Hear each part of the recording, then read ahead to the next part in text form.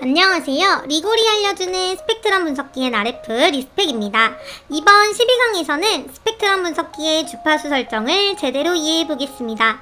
센터, 스팬, 스타트, 스탑 같은 기본 설정부터 실제 측정 시 왜 이 설정이 중요한지, 그리고 잘못 설정하면 어떤 문제가 생기는지 실무 관점에서 설명드리겠습니다. 스펙트럼 분석기에서 가장 먼저 이해해야 할 것은 가로축입니다. 오실로스코프에서는 가로축이 시간이지만 스펙트럼 분석기에서는 가로축이 주파수입니다.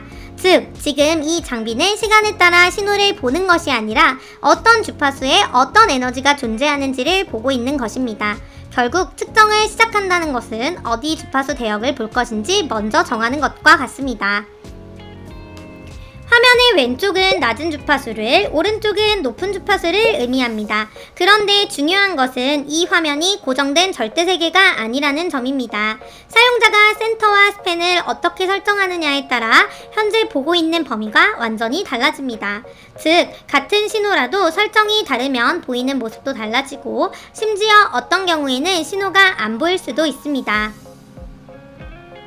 먼저 가장 기본이 되는 것이 센터와 스팬입니다. 센터는 말 그대로 화면의 중심 주파수입니다. 그리고 스팬은 화면 전체에 표시되는 주파수 범위입니다. 예를 들어 센터를 15GHz로 두고 스팬을 200MHz로 설정하면 이 화면은 대략 15.4GHz부터 15.6GHz까지 보고 있게 됩니다. 즉, 센터는 어디를 중심으로 볼지 정하는 값이고, 스팬은 그 주변을 얼마나 넓게 볼지 정하는 값입니다. 이 두 값이 중요한 이유는 측정의 목적이 항상 다르기 때문입니다. 처음 신호를 찾을 때 보통 넓게 봐야 합니다. 신호가 어디 있는지도 모르는데 처음부터 좁은 범위로 들어가면 아예 못 찾을 수도 있기 때문입니다. 반대로 신호를 찾은 뒤에는 스팬을 줄여서 관심 신호 주변만 자세히 보는 것이 좋습니다. 그래서 실무에서는 넓게 찾고 좁게 분석하는 흐름으로 접근합니다.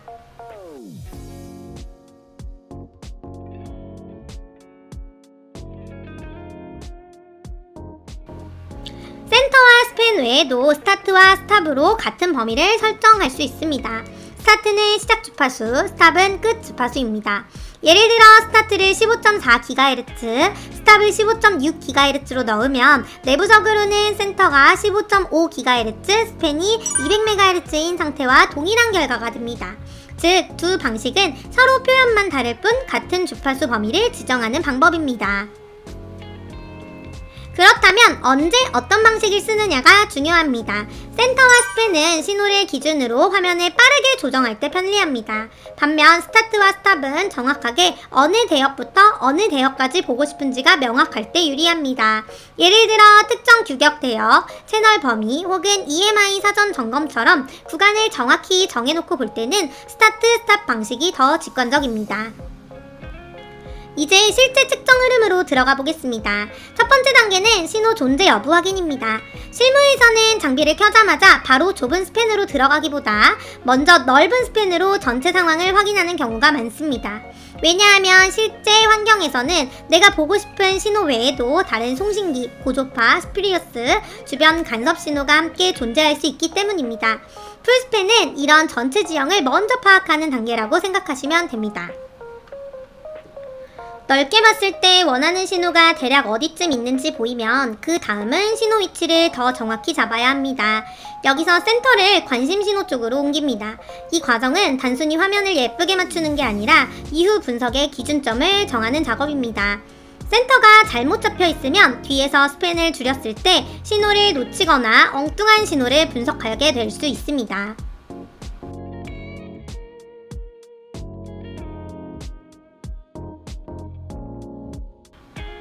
그 다음 단계는 불필요한 신호 제거입니다.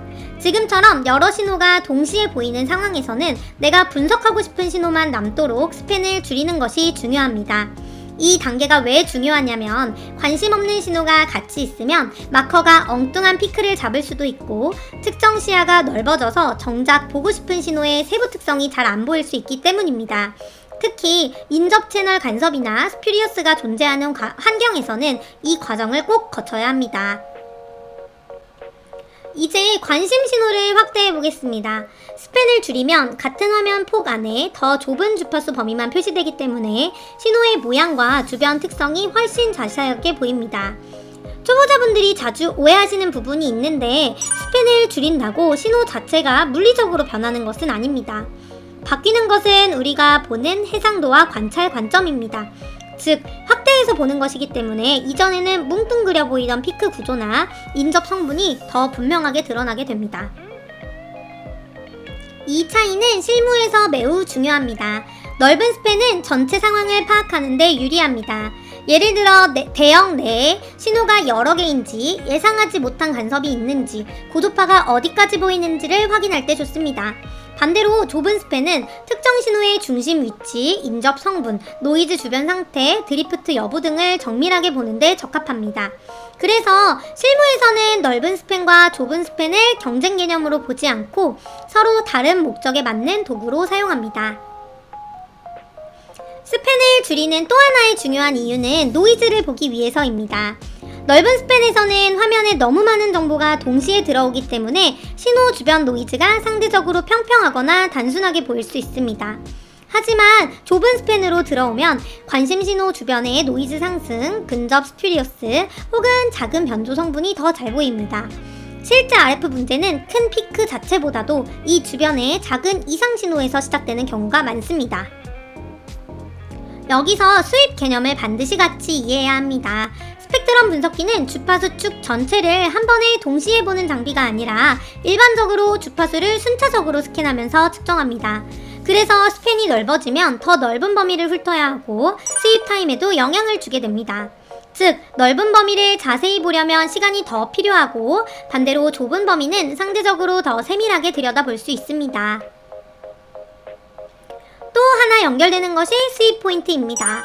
스윕 포인트는 화면을 몇 개의 주파수 샘플로 나눠서 볼 것인지와 관련된 개념으로 이해하시면 됩니다. 같은 화면 폭 안에서도 스팬이 넓으면 각 포인트가 담당하는 주파수 간격이 커지고 스팬이 좁으면 더 촘촘하게 샘플링 됩니다. 그래서 같은 신호라도 스팬과 스윕 포인트 조건에 따라 보이는 디테일이 달라질 수 있습니다. 이제 실무에서 쓰는 추가 기능을 보겠습니다. 먼저 CF 스텝입니다. CF는 센터 프리퀀시이고 CF 스텝은 센터 프리퀀시를 얼마 간격으로 이동시킬지 정하는 기능입니다. 보통 센터를 움직일 때 아무 값으로 연속적으로 움직이는 것이 아니라 일정 스텝 단위로 옮기고 싶을 때 사용합니다. 예를 들어 100MHz 스텝으로 설정하면 센터를 이동할 때 100MHz씩 규칙적으로 이동하게 됩니다. 이 기능은 특히 채널 구조가 정해져 있는 시스템을 볼 때 유용합니다. 예를 들어 채널 간격이 일정한 무선 시스템, 인접 채널 간섭 확인, 혹은 특정 대역에서 신호를 하나씩 스캔해야 하는 경우 CF 스텝을 이용하면 훨씬 효율적으로 측정할 수 있습니다. 쉽게 말하면 임의로 화면을 움직이는 것이 아니라 실제 채널 구조에 맞게 점프하면서 보는 방식입니다. 그래서 입문자 기능처럼 보이지만 실무에서는 상당히 유용한 기능입니다. 다음은 시그널 트랙입니다. 이 기능은 이름 그대로 움직이는 신호를 따라가는 기능입니다. 실제 RF 환경에서는 신호가 항상 완벽하게 고정되어 있는 것이 아닙니다. 발진기 드리프트, 온도 변화, 신호원 안정도 혹은 DUT 특성 때문에 중심 주파수가 조금 흔들릴 수 있습니다. 그런데 이런 상황에서 시그널 트랙이 꺼져 있으면 처음 맞춰놓은 센터 기준에서 신호가 점점 옆으로 밀려나 보일 수 있습니다. 시그널 트랙을 켜보면 분석기가 피크나 기준 신호를 추적하면서 그 신호가 계속 화면 중심 근처에 오도록 따라갑니다. 이 기능이 중요한 이유는 단순히 보기가 편해서가 아닙니다. 움직이는 신호를 계속 관찰해야 할 때 사용자가 계속 수동으로 센터를 조정하지 않아도 되기 때문입니다. 특히 주파수 드리프트가 있는 RF 소스, 발진기 안정도 확인, 환경 변화에 따른 이동신호 관찰, 무선신호 추적 등에 매우 실용적입니다. 다만 이 기능도 만능은 아닙니다. 주변에 여러 피크가 있거나 추적해야 할 기준 신호가 명확하지 않으면 사용자가 의도하지 않은 다른 피크를 따라갈 가능성도 있습니다. 따라서 시그널 트랙은 신호가 하나로 분명하거나 마커와 함께 기준 신호를 명확히 지정할 수 있을 때 사용하는 것이 좋습니다. 즉, 자동 기능이지만 사용 목적을 분명히 알고 써야 한다는 점이 중요합니다. 이제 로그 스케일을 보겠습니다. 많은 분들이 로그 스케일이라고 하면 세로축, 레벨 스케일부터 먼저 떠올리는데 여기서는 주파수축 표시 관점으로 이해하시면 됩니다. 일반적인 리니어 스케일에서는 주파수축이 동일한 간격으로 표시됩니다. 예를 들어 100MHz 간격이면 왼쪽부터 오른쪽까지 동일한 간격으로 증가합니다. 반면 로그 스케일에서는 주파수축이 비율 기준으로 늘어납니다. 즉, 저주파 구간과 고주파 구간을 같은 절대 간격이 아니라 상대적 비율로 보는 방식입니다. 그럼 왜 이런 기능이 필요할까요? 실무에서는 매우 넓은 대역을 한 번에 보고 싶을 때가 있습니다. 예를 들어 수 메가헤르츠부터 수 기가헤르츠까지 전체적인 스펙트럼을 흐름을 보고 싶거나 기본파와 고주파가 넓은 배수 관계로 퍼져 있는 상황을 한눈에 보고 싶을 수 있습니다. 이런 경우 리니어 스퀘어는 저주파 영역 또는 특정 구간이 과도하게 좁거나 넓게 느껴질 수 있는데 로그 스케일을 사용하면 전체 분포를 비율 관점에서 더 자연스럽게 볼 수 있습니다. 예를 들어 안테나나 광대역 소자의 대략적인 응답 흐름을 볼 때 EMI 프리체크처럼 여러 옥타브에 걸친 신호 경향을 빠르게 보고 싶을 때 또는 저주파와 고주파 영역의 상대적인 분포를 함께 알고 싶을 때 로그 스케일이 유용합니다. 반대로 정확한 채널 위치, 인접 신호 간 간격, 특정 주파수 오프셋을 정밀하게 확인해야 할 때는 리니어 스퀘어가 더 적합합니다. 즉, 로그 스케일은 정밀 측정보다는 전체 흐름과 분포를 보는 관점에 더 가깝습니다. 여기서 한 가지 주의할 점은 로그 스케일이 보기 편하다고 해서 항상 좋은 것은 아니라는 점입니다. 주파수 간격을 정확하게 직관적으로 읽어야 하는 상황에서는 오히려 리니어 스퀘어가 더 명확합니다. 특히 채널 측정, 인접 채널 마스크 확인, 특정 대역폭 계산처럼 수치적 거리감이 중요한 경우에는 리니어 스퀘어를 유지하는 것이 좋습니다. 즉, 로그 스케일은 보는 관점을 바꿔주는 기능이지 모든 상황에서 기본값이 되어야 하는 기능은 아닙니다. 이제 제로 스팬을 보겠습니다. 지금까지는 주파수축 위에서 범위를 넓히고 좁히며 보는 방식이었습니다. 그런데 제로 스팬은 스팬을 0으로 만들어 특정 주파수 하나만 고정해서 보는 기능입니다. 이 경우 화면은 더 이상 주파수 분포를 보여주는 것이 아니라 선택한 주파수에서 시간에 따라 신호가 어떻게 변하는지를 보여줍니다. 이 기능은 언제 쓰느냐가 중요합니다. 예를 들어 버스트 신호처럼 순간적으로 커졌다 꺼지는 신호, 시간에 따라 세기가 변하는 송신 신호, 특정 주파수에서의 온, 오프 패턴을 보고 싶을 때 유용합니다. 즉, 일반 스펙트럼 모드가 어디 주파수에 무엇이 있느냐를 보는 것이라면 제로 스팬은 그 주파수에서 시간이 지나며 어떻게 변하느냐를 보는 방식입니다. 그래서 주파수 분석과 시간 분석의 중간다리 같은 기능으로 이해하시면 좋습니다. 이제 실제로 많이 발생하는 잘못된 설정 사례를 보겠습니다.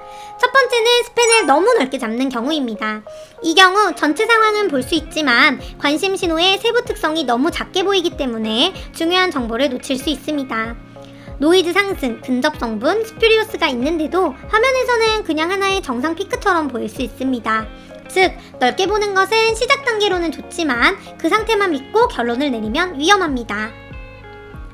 두 번째는 스팬을 너무 좁게 잡는 경우입니다. 이 경우 관심 신호는 크게 잘 보일 수 있지만 그 주변에 더 큰 간섭 신호가 있는지, 인접 채널 문제가 있는지, 더 넓은 대역에서 다른 이상이 있는지는 전혀 보지 못하게 됩니다.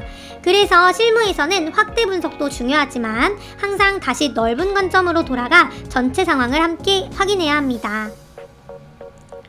세 번째는 센터를 잘못 설정한 경우입니다. 이 경우는 더 단순하지만 초보자에게 가장 흔합니다.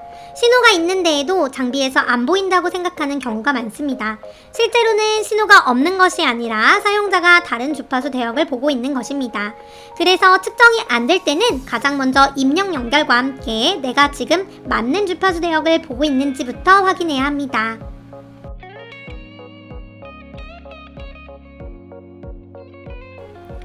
정리해보면 주파수 설정은 단순히 숫자를 넣는 작업이 아닙니다.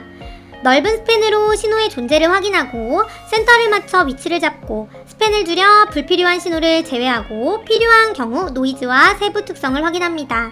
여기에 CF 스텝으로 규칙적인 주파수 이동을 하고 시그널 트랙으로 움직이는 신호에 따라가고 로그 스케일로 넓은 대역의 흐름을 보고 제로 스팬으로 시간 변화를 분석할 수 있습니다. 즉 하나의 주파수 설정 안에도 다양한 실무적 관점이 들어있습니다. 오늘은 주파수 설정의 기본 개념부터 실제 측정 흐름 그리고 실무에서 유용한 추가 기능까지 함께 살펴봤습니다. 중요한 것은 기능 이름을 외우는 것이 아니라 지금 내가 무엇을 확인하려는지에 따라 어떤 주파수 설정 방식을 써야 하는지를 이해하는 것입니다. 다음 강의에서는 스펙트럼 분석기의 레벨 설정의 핵심에 대해 설명드리겠습니다. 오늘 강의가 좋으셨다면 구독, 좋아요, 알림 설정 부탁드립니다. 감사합니다.